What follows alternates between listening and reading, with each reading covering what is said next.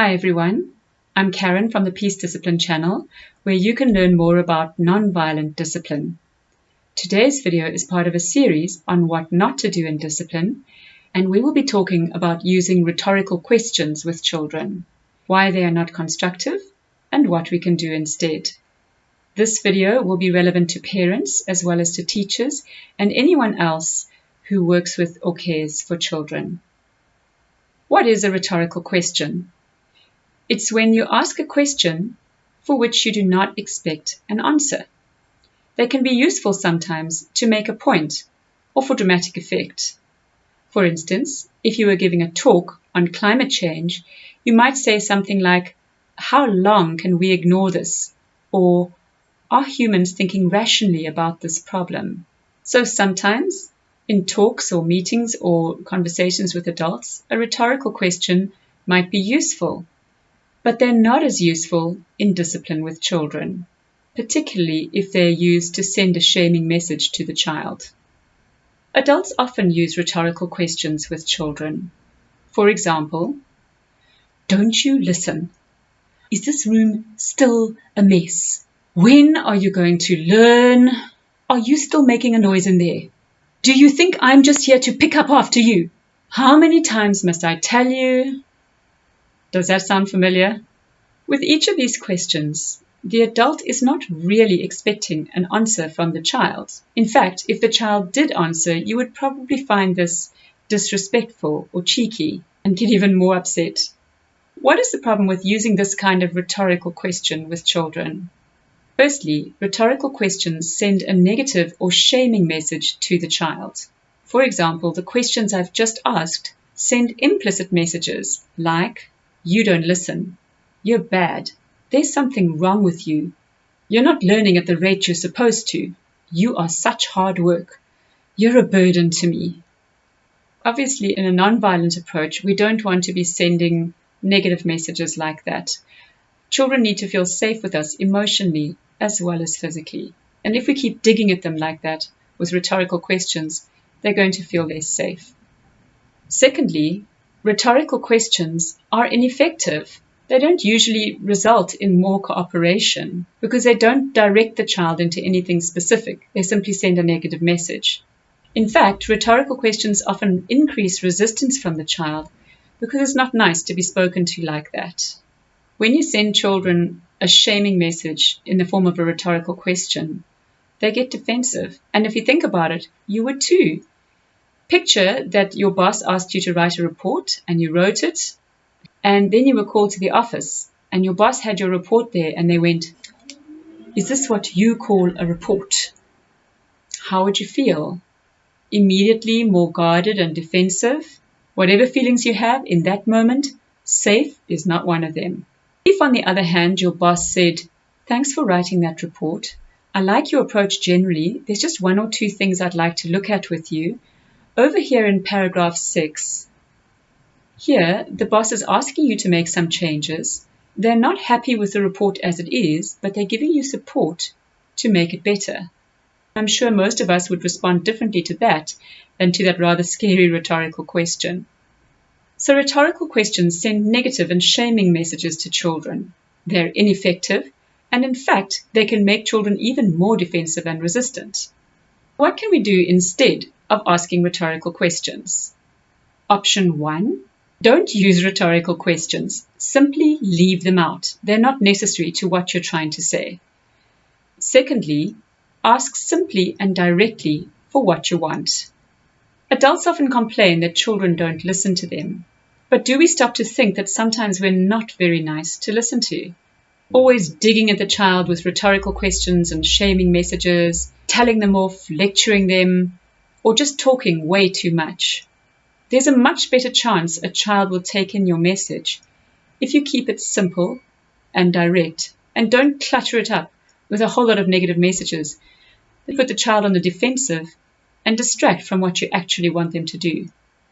Of course, many adults will say, "I am asking simply and directly for what I want," and they're still not doing it. Sometimes asking directly is enough, but it won't always be enough. That brings me to option 3.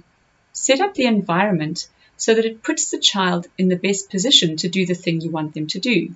For example, you might offer a reward for tidying up and make it even more effective by giving a deadline by which the tidying up has to happen in order to qualify for that reward.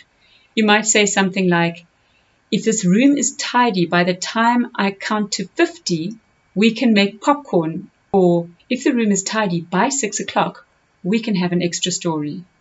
Or if you get in the bath by the time I count to 20, then we can play the bubble game.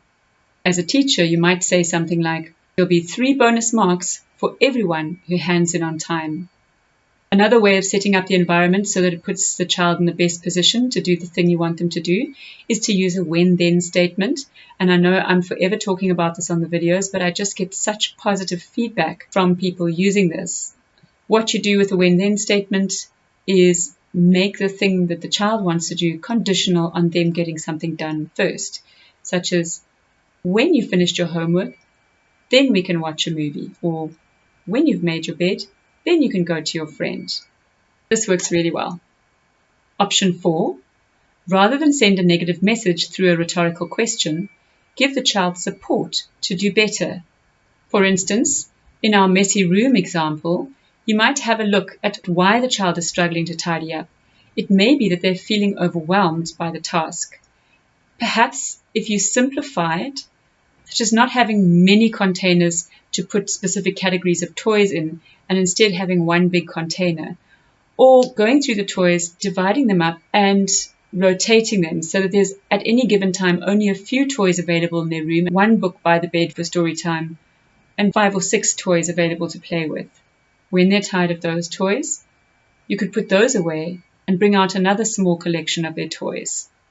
In this way, not only do the children enjoy playing with things because they're not distracted and overstimulated by so many toys, it also just makes things so much easier when they have to tidy up. So that's one way of supporting them. And I don't mean threatening them with, if you don't tidy up, I'm going to give away all your toys. This thing of simplifying and making sure there are fewer toys to play with is done supportively, not as a threat.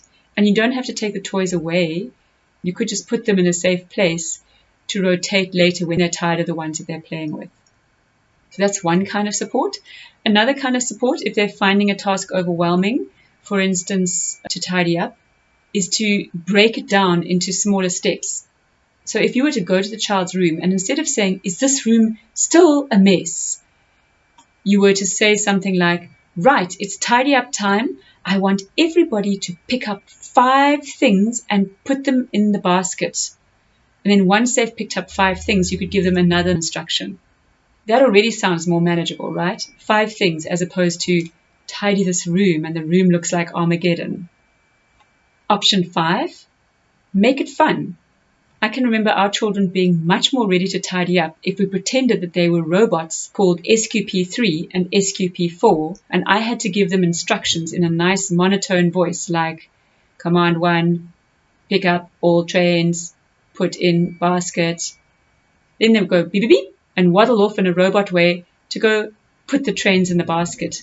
Then they would come back, tell me that they were done, and get another instruction. Now straighten the bed covers. Another way to make it fun might be to pretend that there's been a shipwreck and you have to rescue all the toys and get them back into the boat, the toy box. This is using the skill of distraction. Playing a fun game takes a child's mind off the arduousness of tidying up. There are lots of other possible options, but my main point here is that we don't need rhetorical questions. Children need to feel safe with us emotionally as well as physically. So let's stop this unconstructive practice and use a more effective approach. That's all for now. I'll be back soon with more in this series of what not to do in discipline and more nonviolent tools that we can use instead. If you would like more information on nonviolent tools, you can visit the Peace Discipline website. There you will find a free nonviolent toolkit.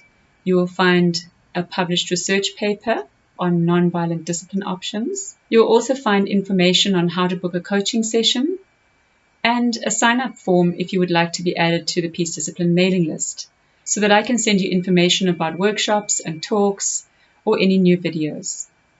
Press like if you found this video helpful and don't forget to subscribe. Thanks for watching.